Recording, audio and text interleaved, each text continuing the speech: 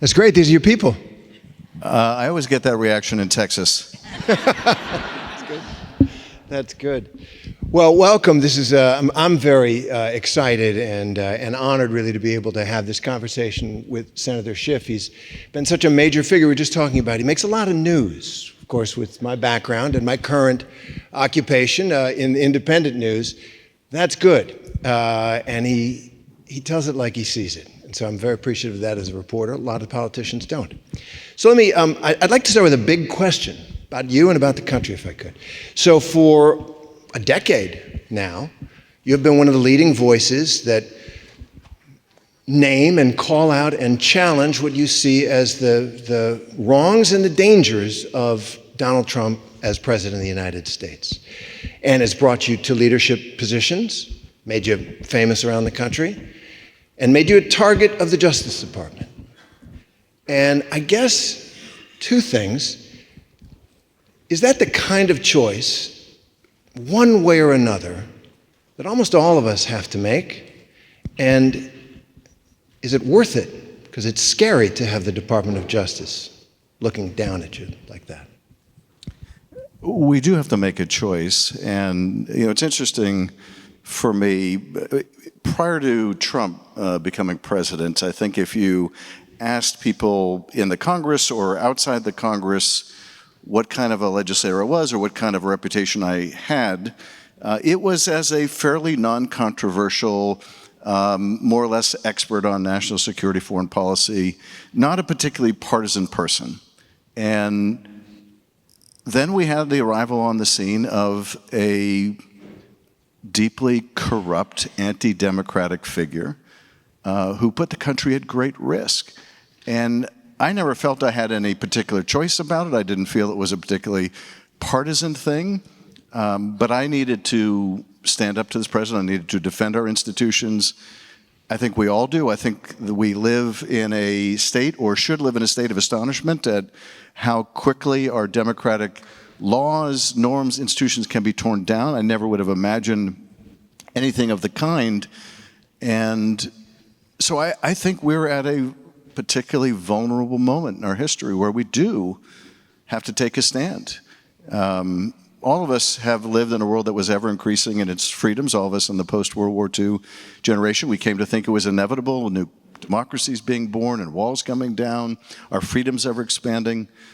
And then we found ourselves at a moment where all of that suddenly was in doubt. We were seeing new autocracies being born. We were seeing new walls going up. We were seeing freedoms taken away. And we have, I think, the same obligation that our parents' generation did who went off to war to defend our democracy. And thank God we don't have to go off to war to do it. But I feel the same sense of mission about it. I've long since reconciled myself to taking whatever comes with it, whether it's from the president, the Congress, the Justice Department. It doesn't matter. I'm not going to be deterred. There's too much at stake, and too many people have sacrificed far more and are sacrificing far more in this stand. And so I will do what I need to do and refuse to be silenced or intimidated by that most unscrupulous, most corrupt of presidents in our history.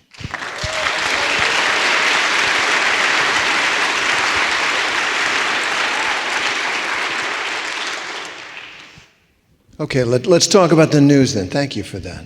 I do think there's a price to be paid, and you're paying it, and I think that applause and probably what you hear from people around the country, that's respect for your choice.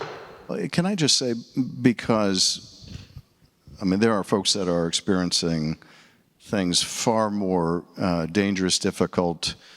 I talk with families in California who've had their parents ripped away from them by people in masks and deported away from them. I've seen the heartbreak that others are facing.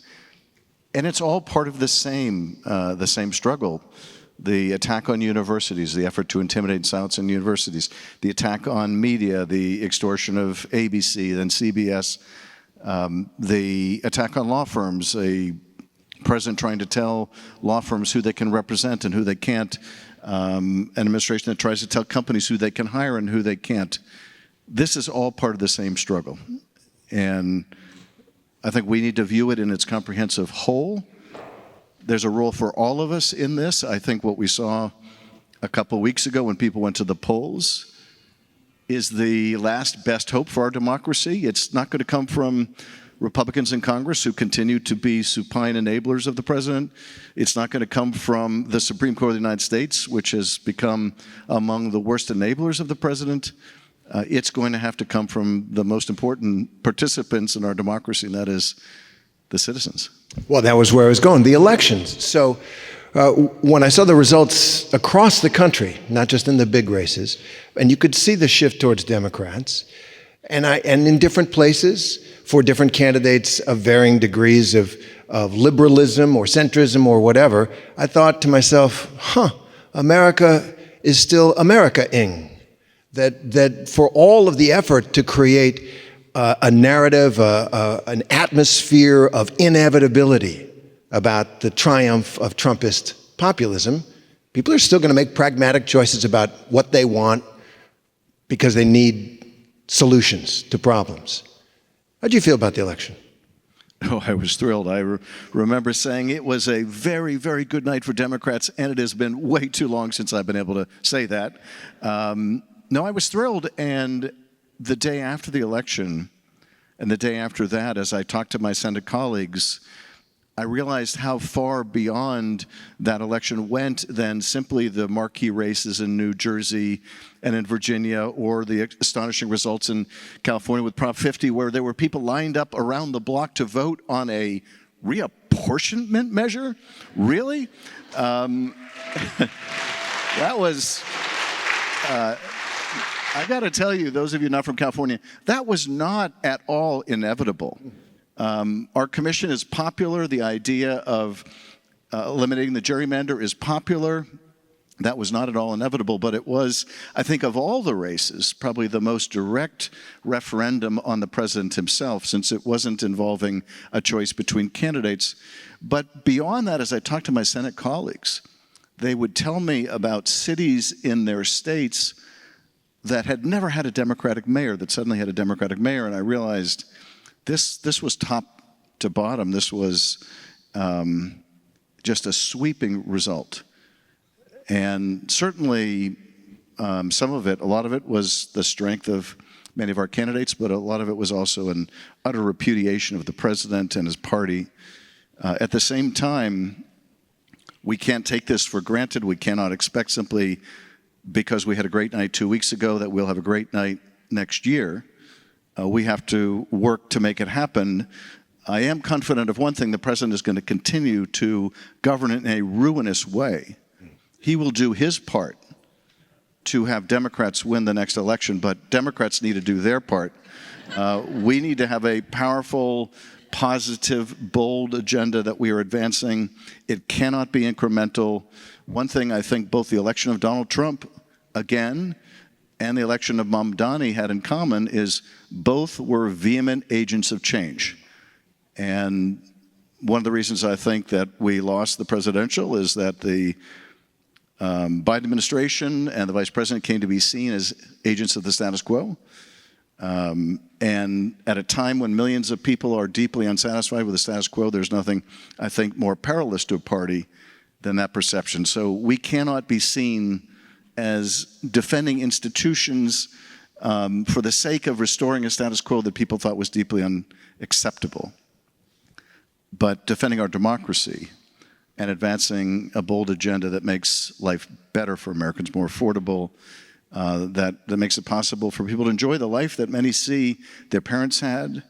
The problem today, unlike during the Great Recession or the Great Depression, is not that people are out of work. The problem today is that people are working and they can still barely get by. My father was in the schmatta business. If you don't speak Yiddish, you should learn. It's the clothing business, the rag business. When I was a kid, he made $18,000 a year. My parents bought our first home for $18,000. You could buy a home for the annual income of a clothing salesman. And that tells us how things have changed.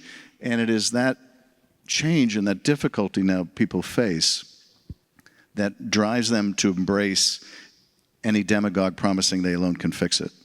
Or embrace a 34-year-old Zoran Mandami, who is a declared democratic socialist, who has that dynamism and energy and brightness of youth. And maybe there's a lot of people saying, try something. The old line in Alice in Wonderland, if you don't know where you're going, any road will get you there. Just start going. And I wonder, it raises the question about what is the Democratic Party's message going to be? Is Mamdani part of that? Or is it going to be more centrists try to win in Virginia as Abigail Spanberger did, or in New Jersey by running basically to the middle? That's the big dispute. I mean, what are the Democrats standing for? Well, first of all, I think Mamdani was benefited by being young and handsome, and I'm working on that. That's good. That's good. And you know, having a great facility with how people get their information with social media. I mean, he's really a genius on social media. But I think even more importantly than that, you could have all those qualities. There are lots of young, handsome people who are good on social media who cannot come out of nowhere to win a mayor's race in New York. He also had a very clear agenda that he stuck to with ruthless discipline. And it was one focused on meeting New Yorkers where they lived, literally. And where they lived was in a city they loved, which they couldn't afford to live in. And his just laser focus on those issues, what it takes to pay your rent and get to work and buy food, is what I think really resonated. You can disagree with his policy prescriptions, but you can't really quarrel with the fact he identified and stayed focused on what people cared about. And that's what we all have to do, and it's not going to look the same in every city. You know, he wouldn't win a governor's race in Virginia or New Jersey. Abigail Spanberger probably wouldn't win the mayor's office in New York. So it's not going to look the same, and you know, maybe the lesson for Democrats is stop trying to decide what one figure represents the party and start embracing a broader diversity of people within the party, including diversity of viewpoints within the party. What unites them? What makes them all Democrats? Well, I think, and this is the reason I became a Democrat, a common desire to fight for people and give them a chance to succeed, give them a chance at the American dream. The wealthy, the powerful have plenty of advocates. They can take care of themselves.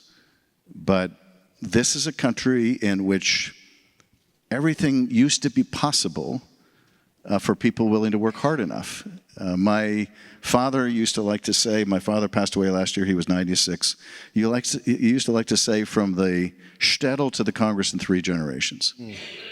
And fighting so that everyone has that opportunity, wherever they come from, whatever they look like, that they have the opportunity to succeed, that they have the tools, the access to public education and public health to succeed. That's what made me a Democrat. I think that's what being a Democrat is all about. And if you look at the absolute antithesis of that, it is a president trying to take away food from hungry people, willing to appeal to the Supreme Court of the United States for the right to take food away from hungry people, who only cares about his own wealth and the wealth of other of his cronies. There couldn't be a sharper contrast. And so this is, to me, what unites the Democratic Party. And you're talking about the working class, but the Democrats lost it, right? I mean, it's Trump's base now. People who used to vote Democratic are now voting for Trump. Now, maybe they'll learn the lesson, but the Democrats lost that. I know there's been a lot of navel-gazing about that. But is there an agenda? Is there a way? If you're giving advice to people who are running around the country next year, I guess you will be quite a bit. What would you tell them to get back the base of the Democratic Party? Well, first of all, you've got to meet people where they are. You've got to approach them in every place where they live. You have to be present in their lives. I sought out, for example, as a new senator, I sought out a seat on the Agriculture Committee. California hasn't had a senator on the Agriculture Committee in 30 to 35 years. And in part that's because Democrats have been senators in California for 30 to 35 years and have not asked for a seat. Now, we're the #1 agriculture producing state in the union. And you can imagine the kind of statement it makes when we don't have representation on that committee. It conveys a message that we don't care about those parts of the state. We don't care about one of the most important industries in the state and one that puts food on our table. And so just traveling around California and meeting with farmers, showing them that I don't have horns. One of my favorite experiences was being in the far north of the state, meeting with the Farm Bureau. I could tell they were deeply skeptical. What does this big city Democrat want with the Farm Bureau? And I said, look, I'm new on the committee. I have to admit that in my old LA suburban urban House district, the only agriculture we had was of the illegal variety. So I have a lot to learn, but here's what I'm hearing about tariffs. Here's what I'm hearing about water. Here's what I'm hearing about other issues, immigration raids and their impact on immigration. But I want to hear from you. And I knew I made progress when at the end of the meeting, one of the farmers turns to me and says, I don't know why the president calls you watermelon head. You have a perfectly normal-sized head. And I took some comfort in knowing that these are people who grow melons. So they know a thing or two about a melon. But there's nothing more fun, I find, in politics than upsetting people's expectations. And so I think Democrats need to upset some expectations people have about Democrats. And by showing people respect, by hearing what they have to say, by offering things that would improve their quality of life, by focusing on what will improve their quality of life and not placing so much focus on the things that divide us. And that takes us to the shutdown, which a lot of people, when it ended, were not happy with Democrats for caving, as they said. And my own feeling was after 43 days, with people brought to the brink of desperation and hunger by the government shutdown, because Donald Trump doesn't care. He would essentially have people go hungry in order to defeat you guys.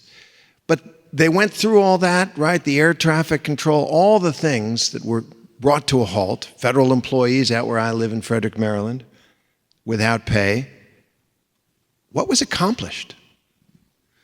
Well, I, as you probably know, was bitterly opposed to providing them the votes they needed. And I was bitterly opposed to that in March when this first came up, when there was a first government funding bill. My feeling in March was that we had already seen by March, just in the first couple months of the Trump administration, that whatever funding agreement we may reach, they were going to cheat on. They were going to impound funds and rescind funds. They would say, okay, let's reach an agreement, and once we do, we're telling you we're not going to honor it down the road. And we were already seeing all of this illegal activity, the mass firings, the extortion of institutions by the administration, and to me, giving them 6 months of running room was completely unacceptable. So I fought that in March. I fought it again now for the same reasons, except we had that much more proof.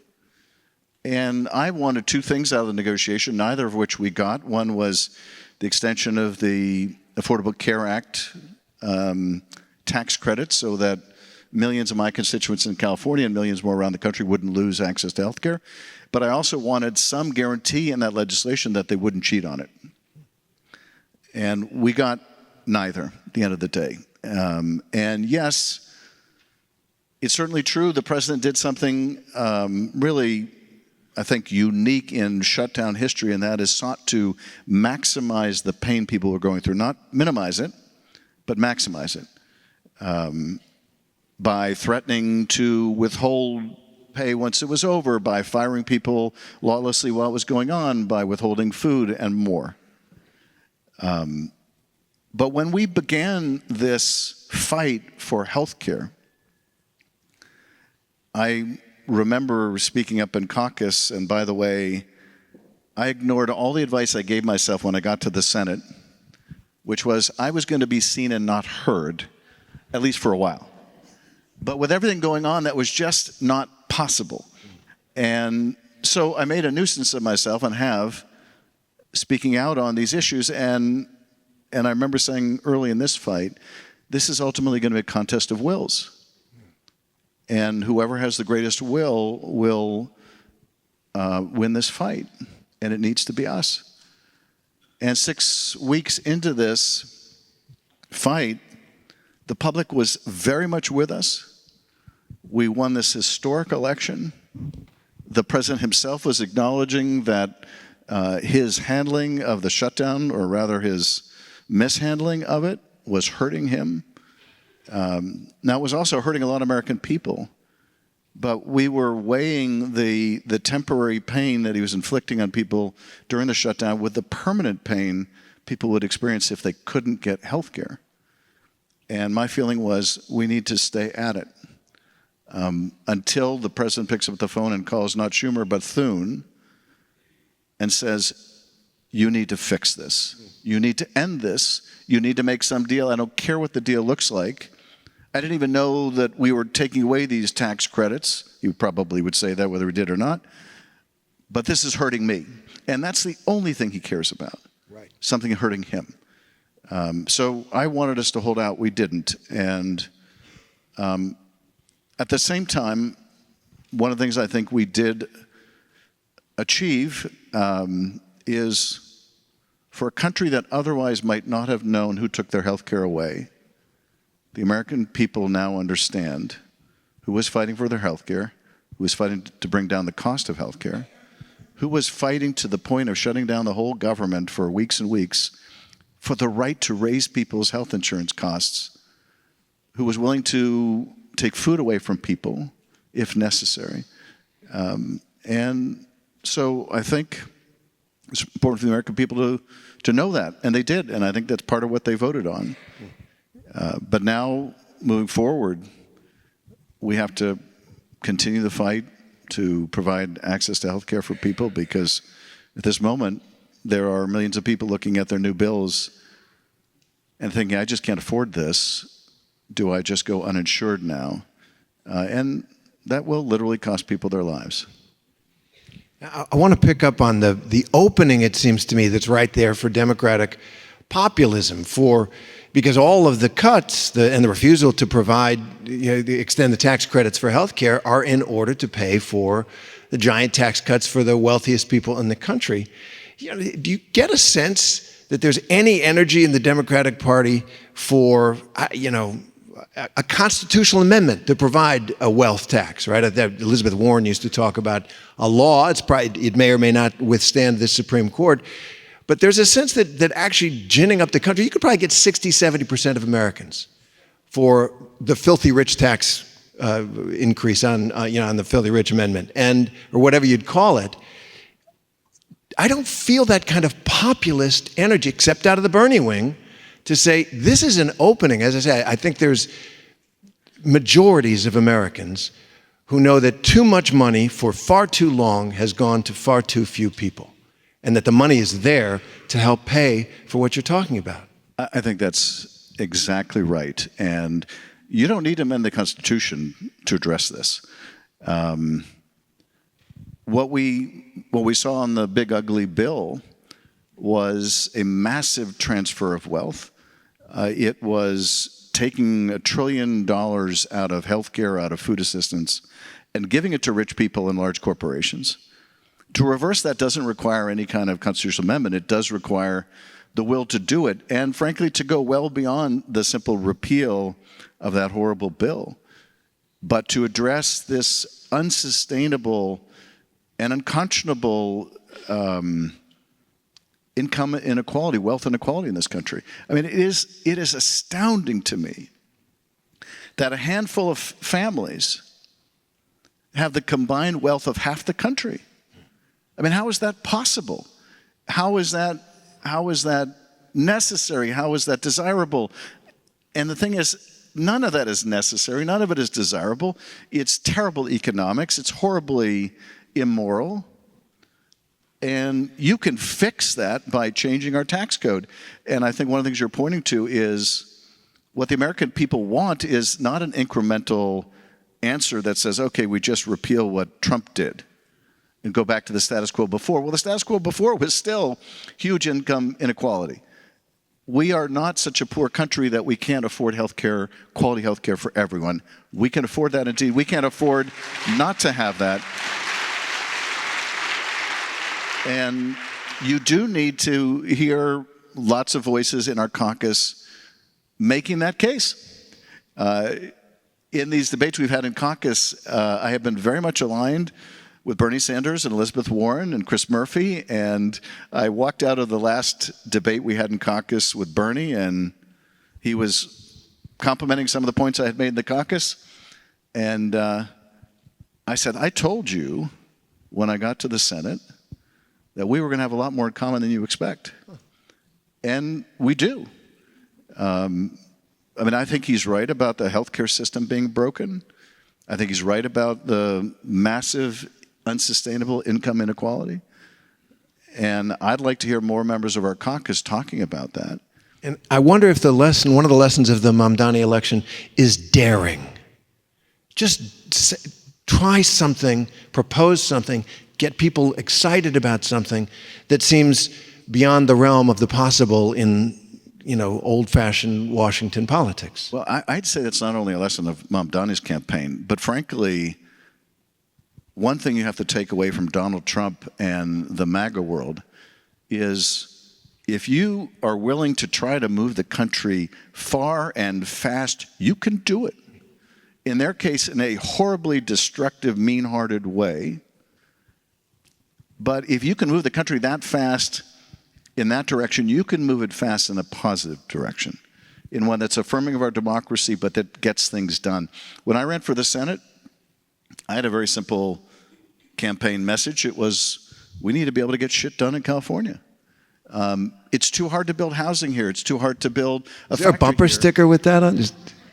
Pretty much. Yeah. I don't know that we put in a bumper sticker, but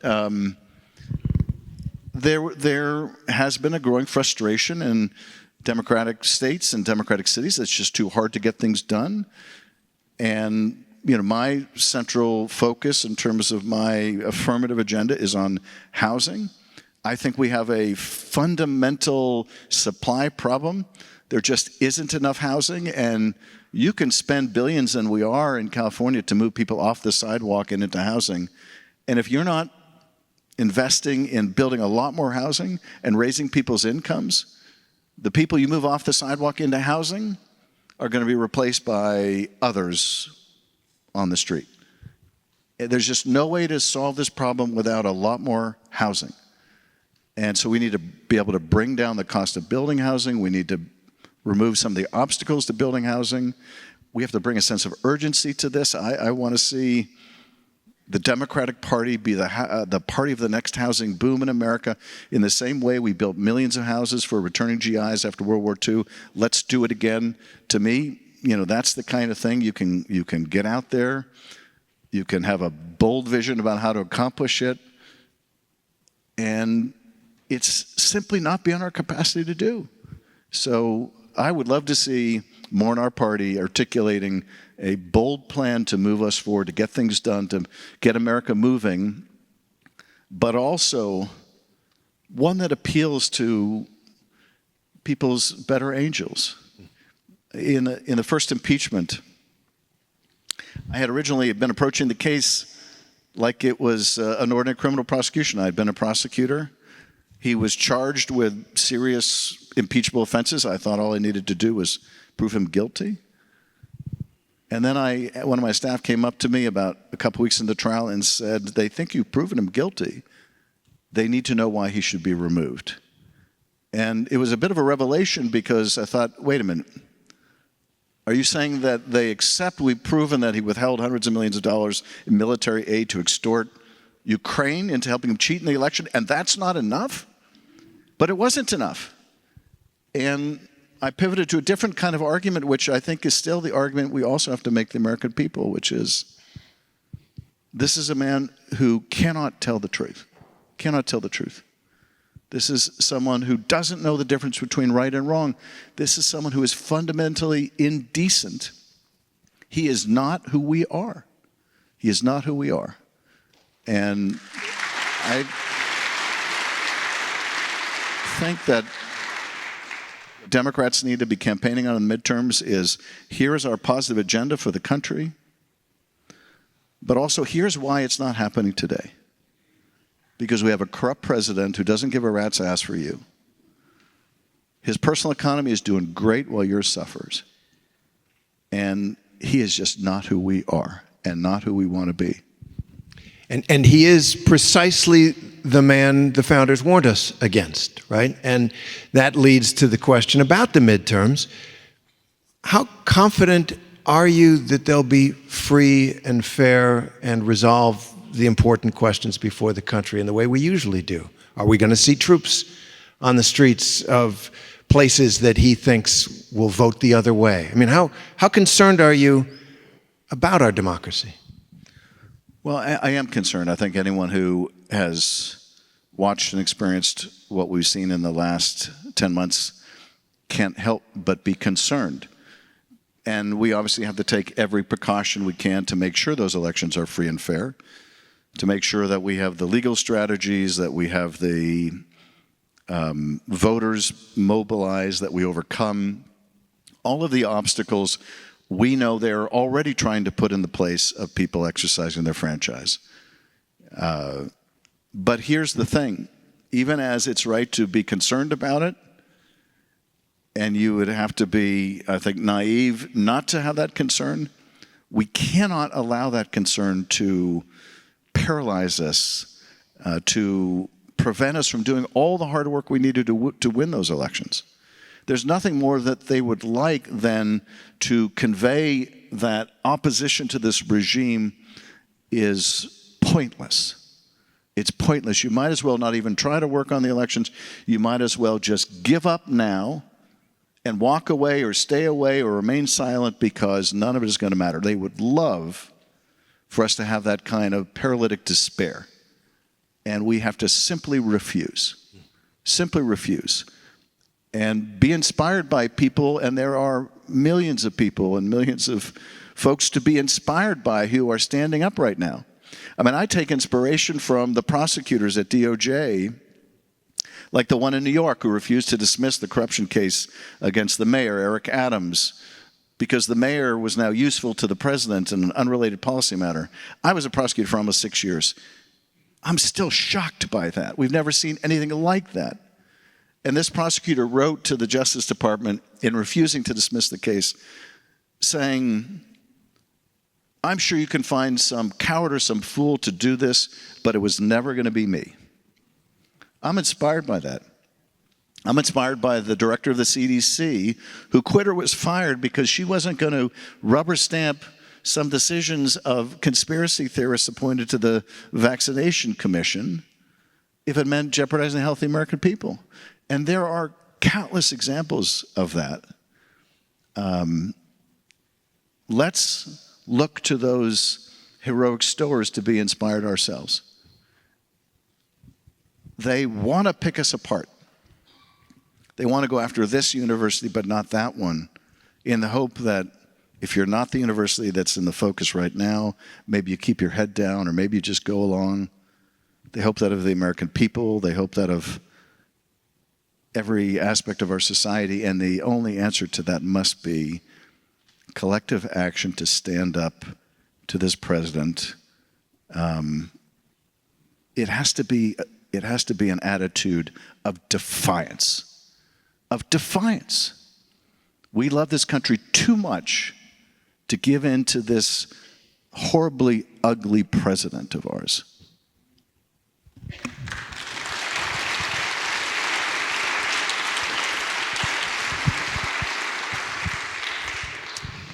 Let me shift gears a little bit before we go to the audience questions in about 10 minutes or so. And on a foreign policy issue, what is happening in the Caribbean and Venezuela?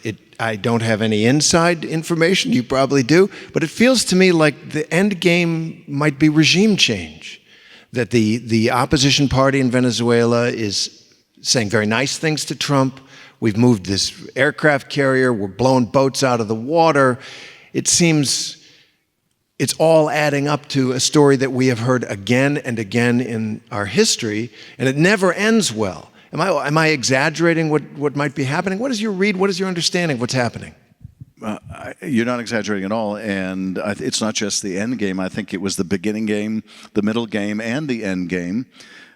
Do we really believe that you're going to move the largest warship in the world, the USS Gerald Ford, and about 10,000 service members to the region with a armada of other ships and capabilities to go after a few speedboats? Really? Does anyone think that is credible? Now, the fact that all those forces have been moved to the region doesn't mean we're going to invade Venezuela. But what I think it does mean is this is all about regime change. And by marshaling all those forces to the region, the president is now in the position of either using those forces to topple Maduro or retreating all those forces and losing face. So that is not the position our country should be in. What's more, these attacks on the shipping, these attacks on these speedboats are just plainly unlawful, unconstitutional killing of civilians. And yeah, they may be criminals too, but they're not enemy combatants. They're not imminently attacking the United States. There is no legal basis to be blowing them out of the water. And if the legal basis they give, and I've read the OLC opinion, is accepted, then there is no restraint on the use of force anywhere in the world with practically any pretext you want to come up with. So we're at a very dangerous moment in terms of our foreign policy as well. I've offered now 2 resolutions with Tim Kaine and also with Rand Paul to try to put an end to this. Under the War Powers Act, you can offer privileged resolutions, which mean they have to be taken up for a vote. We have won 2 Republican votes. We need 4. We may get those 4, but it would be a terrible tragedy if we have to wait until we're at war with Venezuela to get Congress to finally do its job. We have already ceded our most important power, and that is the power of the purse. And now we are ceding our war power as well. The Senate might as well just go home, like the House did for 2 months. We might as well just go home, because we are viewed as an appendage, an unnecessary appendage by the White House. And because of a lack of courage of Senate Republicans, we are very much acting like an unnecessary constitutional afterthought. And that raises a question about our Constitution. It doesn't work, right? I mean, this is a lawless administration in so many fundamental ways, putting troops on the streets of our cities in order to supposedly fight crime, which isn't even a federal responsibility in that sense, in defiance of our laws, shuttering departments, refusing to spend money. The litany of open lawlessness by the President of the United States, it's not even that big an issue in the public mind, it seems to me, and certainly nothing is done about it. We have, it feels to me, obviously he's a wannabe authoritarian, and increasingly the wannabe is turning into an is, and nothing's stopping him. What do you say to people who say, well, what's the point then of having a constitution if it's unenforceable against a man like this? Well, the thing is, there's nothing wrong with our Constitution.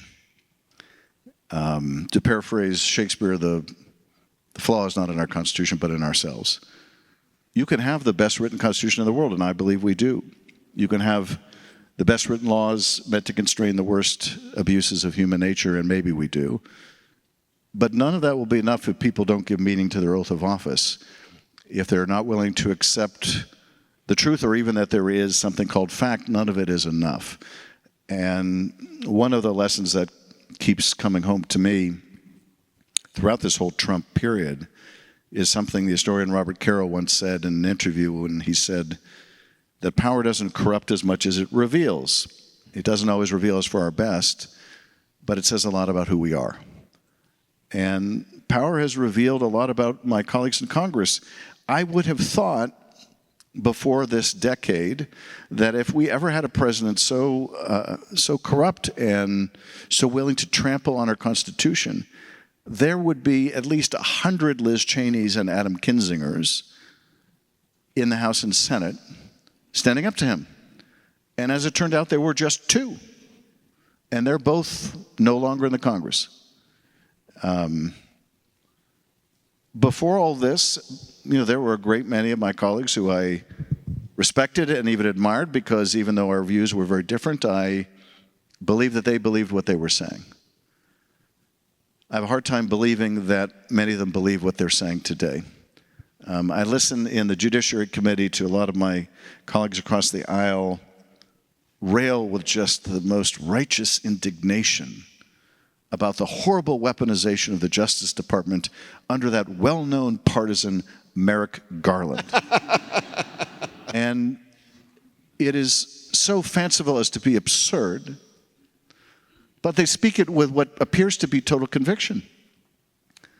And I don't know, maybe they're better actors than they used to be, or maybe they've so internalized the talking points that they persuaded themselves, or maybe it's the kind of rationalization which I've heard over the years, which goes like this: if I didn't vote to confirm Hegseth, I would be replaced by someone you would really hate. If I didn't vote to confirm RFK, I would lose my primary, and just imagine what you'd get. And the list goes on and on and on. And my view is, I'm not sure it could get so much worse. I mean, if you're going to keep voting for what he's doing, then how much worse can it be? But one of the things that I just don't understand, I mean, I understand the kind of very near-term political dynamic. They're terrified of a primary challenge. They're afraid, some of them, for their own personal safety. But at the same time, I just don't understand, what do they plan to tell their kids and grandkids one day? What did you do, they will ask, when that horrible man was running the country? Please tell me you didn't go along with these masked agents tackling people in the street.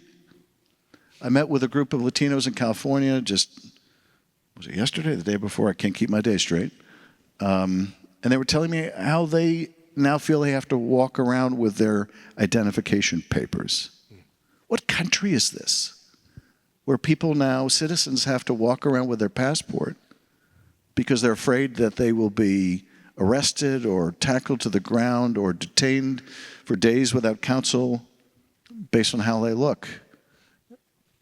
And I just don't know what my colleagues are going to do to explain how and why they empowered someone like this.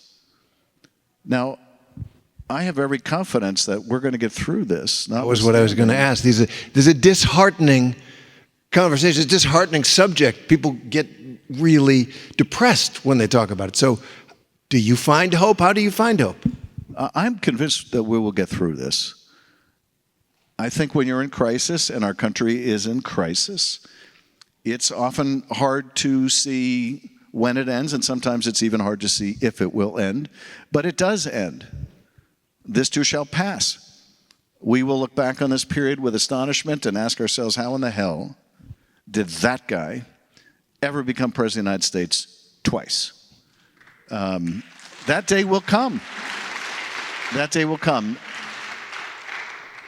The challenge for all of us, and the way that I conceptualize this, is we need to try to decide every single day, what can I do today to mitigate the harms? So that when we get through this, there is less we need to fix. What can I do to mitigate the harms? And what I would suggest to folks is, don't try to do everything. Don't try to take on all the problems of the country or the world. That is just the road to despair. But find one thing, find something that you can do. In Chicago, where they learned from our experience in Los Angeles, people are driving other people's kids to school so their parents don't have to risk deportation. They're dropping off food at people's houses so they don't have to risk shopping and being stopped in the street. And it's not just immigration either. It's, as I say, courageous federal employees and courageous citizens and university leaders and others. It's law firms taking on unpopular clients. So find something, some way to help. There are lots of great organizations. You don't have to invent the wheel yourself that you can plug yourselves into and amplify their efforts. But we will get through this. We will get through this. We're a deeply resilient country. People who bet against this country have always lost that bet. But we have a real responsibility right now, every day, to figure out what we can do to mitigate the harms. And we're going to go to questions about that sense of solidarity, right? That sense of being able to pitch in together, shoulder to shoulder. I was in Chicago, did a report on what's going on there, and neighborhood after neighborhood, exactly what you said. The moms of Rogers Park on the street corners at street dismissal, looking up and down, making sure that if ICE comes, the kids or the parents who are there picking them up are safe. And you could feel their spirits lifted by exactly what you're talking about. Put your shoulder to the wheel, and it feels better. All right, so now it's your turn. Good afternoon. My name is Alejandro Serrano. I'm a journalist with the Texas Tribune. Our first question comes from Mohammed from Austin. Senator, do Democrats need new leadership in the Senate? We need to find a way to maintain unity in the Senate among ourselves and with the House. This was an argument I made in March. It was an argument I've repeated in the latest shutdown fight. And that is, we're in the minority in both houses. We're obviously locked out of the White House, and the Supreme Court is now essentially a far-right institution. The only way we can effectively push back is if we have unity.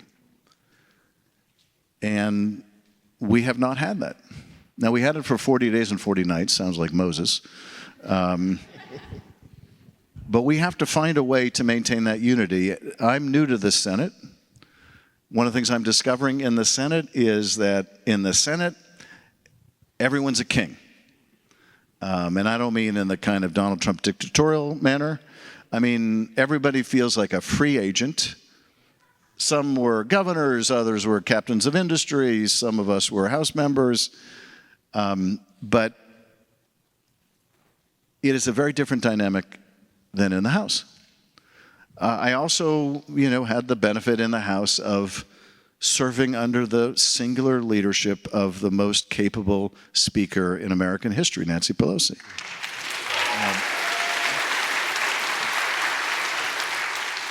And it's simply not fair to compare anyone to Nancy Pelosi. She was a generational talent, is a generational talent. Nevertheless, we have to find a way to be united and stay united. We can't have a situation where a small number of our members make a decision that binds the entire caucus and the whole country. And so we're going to have a heart-to-heart about how do we do this. That sounds like a yes. I have great respect for Leader Schumer, and I'm glad that he voted against this bad deal. But it's going to require more than any one of our members, including our leader. We're going to have to make the decision that we have not made as a caucus, that we're going to stay together. And so we're going to have to, I think, have a real heart-to-heart about how we do that. This next one comes from Denise from Austin. What are the safeguards in place to ensure Trump does not have a third term? Will the Constitution prevail? The short answer is we have to and are doing everything we possibly can to both anticipate what they're going to do, to counter what they're going to do, to counter what they're already doing. The most effective tool that we've had, and it is effective to a point, has been litigation. We have been suing and we have been winning on a whole host of issues. Now, what the Supreme Court has been doing, primarily through its shadow docket, is it has essentially been deciding, even when the harms are plainly unconstitutional, such as these indiscriminate immigration raids, the Supreme Court has, to its, I think, endless shame, decided it will let the harms continue for the year or years while cases are litigated. Now, that's not the case in every litigation, but it is the case all too often. And I think Robert Caro's point about what power reveals has revealed a lot about John Roberts, who many had hoped would be a moderating influence on the court, but who has decided, most particularly with that horrendous immunity decision, but also with the Dobbs decision, he's decided that it's more important for him to be near the center of power on the court than to maintain the constitutional requirements of our democratic society. Do you draw anything from Amy Coney Barrett, Justice Amy Coney Barrett, when asked directly about a third term? She said, well, that's what the amendment says. Wouldn't say, the Constitution forbids it. Said, well, the words of the amendment say that. Yeah. Well, it's like weaseling. I don't know how much confidence to draw from anything I've seen in her comments, opinions.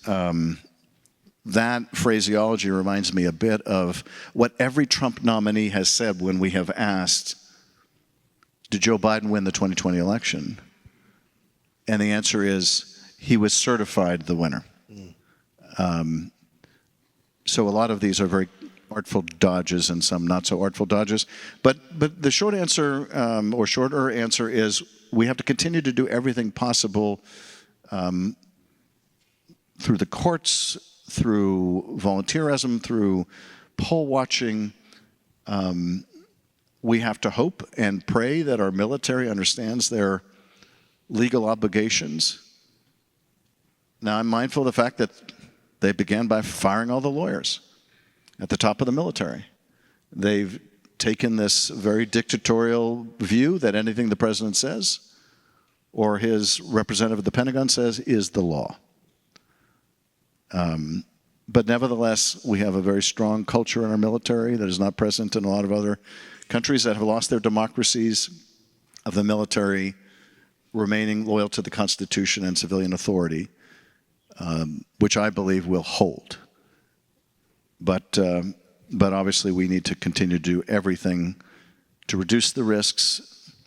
But I continue to think the biggest risk of all is accepting the idea that we can't possibly have a free and fair election, and so why bother to participate? We have to all participate. We have to make sure all our friends and neighbors participate. We have to make sure that in these midterms and the presidential election that follows, that we have the most massive outpouring of voter participation we've ever seen, because nothing less may be necessary to save our democracy.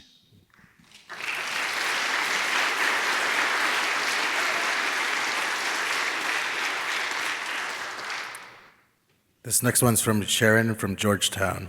When Democrats control Congress, what are the next steps for judicial reform for the U.S. Supreme Court?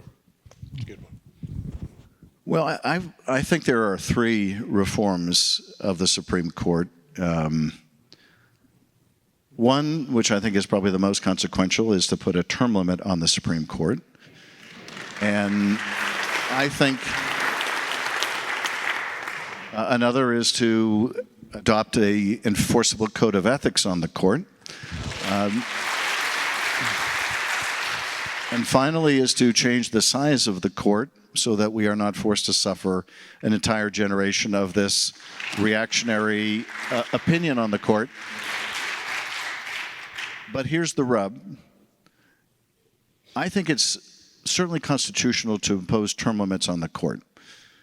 If you do it by means of, for example, let's say you decided 18 years was the appropriate amount of time, that after the expiration of 18 years, that justice would rotate back onto the Court of Appeals or onto the district court, so they would have lifetime on the court, but they would not have lifetime on a particular court. Now, I think that's constitutional because at the time the Constitution was established, we didn't have the courts delineated, and so I don't think there was any constitutional obstacle.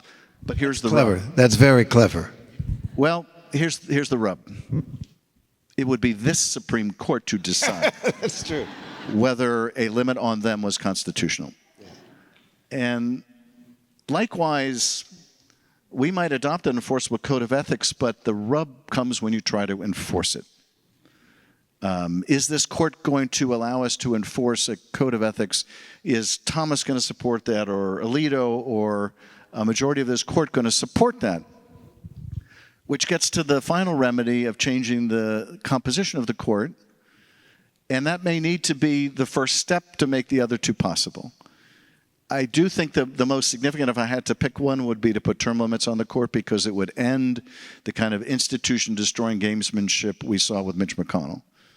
But those are three reforms that I think are necessary and important to restore some public confidence in an institution which is just badly broken.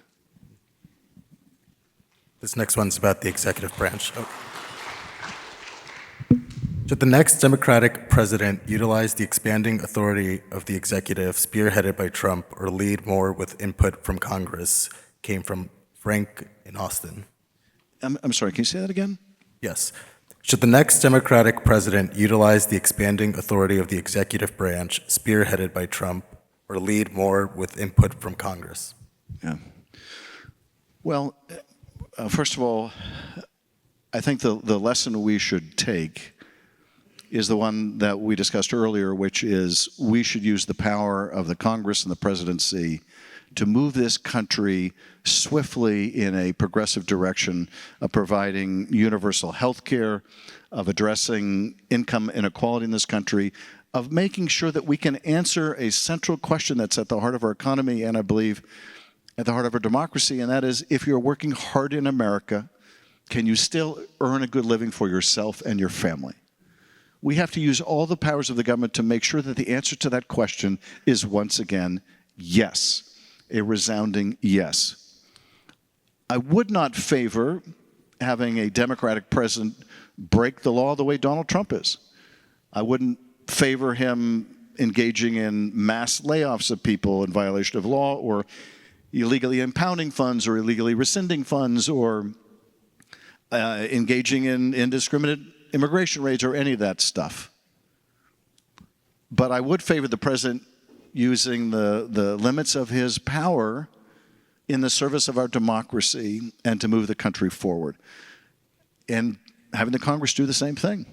Does it feel? It feels to me like Congress hasn't worked properly in a long, long time. We have national problems that we need the national legislature to solve. Immigration, one of the chief, income inequality. Does it feel from the inside like the days that this questioner is talking about it, that Congress could be an equal partner, as it should be, that really we're a presidential country now, whatever our Constitution says? Well, that's really up to us. It's up to voters to decide, is that the kind of Congress you want to see, that is essentially a lapdog for the president, a lapdog for a president of either party. And it's in the hands of voters to decide, are we going to vote for people like that, or are we going to vote them out? We have all the power we need to change that, to insist on a Congress that is reflective of the views and desires of the American people when it comes to expanding access to health care and Medicare for all, when it comes to a Congress that is either diligent or supine. Only the voters can make that decision. I will say this. The question gets to a broader challenge in America, which we haven't discussed yet, which I think is one of the most difficult cross-cutting challenges we face, and that is Americans simply don't get their information from the same place anymore. We get it in large part from algorithms that are set to anger and provoke us, to divide us, to plague us with fear. We haven't figured out how to deal with this new information environment. And I think that solving that problem is also going to be necessary to having a Congress that's functional, where you have people who are willing to work with each other, even eager to work with each other to move the country forward, who don't simply look at every legislative issue through the prism of will this help us win or lose? I keep coming back to one of the Republicans when Obama was first president who, in the context of the Affordable Care Act, I believe it was the Affordable Care Act, said that they wanted to make this Obama's Waterloo, that if they could make him unsuccessful, they could reclaim the White House. That attitude that if you can make a president or a party unsuccessful, no matter what damage it might do to the country, because it's good politics, we have to get past that ruinous idea. But that will require us, I think, to figure out now, how do we deal with this information environment when it's increasingly difficult to even talk to our neighbor, sometimes increasingly difficult to even talk to our family. I remember rushing home to my dormitory in college to watch Walter Cronkite's last broadcast.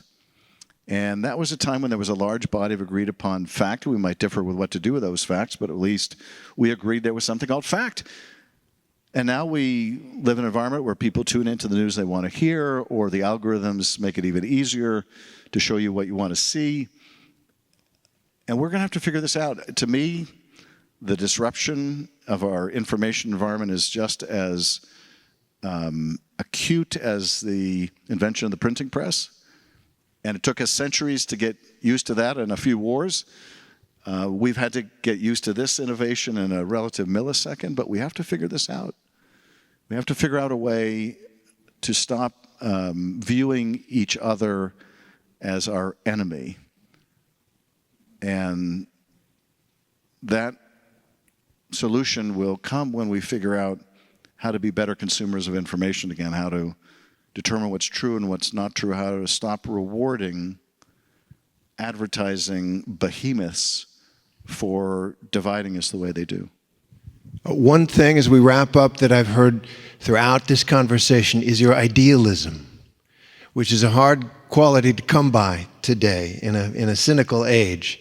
And I think that's part of the fuel that we all need in our own hearts, in our own civic hearts. And so hearing you speak about these things so thoughtfully, but also so from that place of idealism, has been great for me, and I hope for you. Thank you, Adam. Well, thank you. I think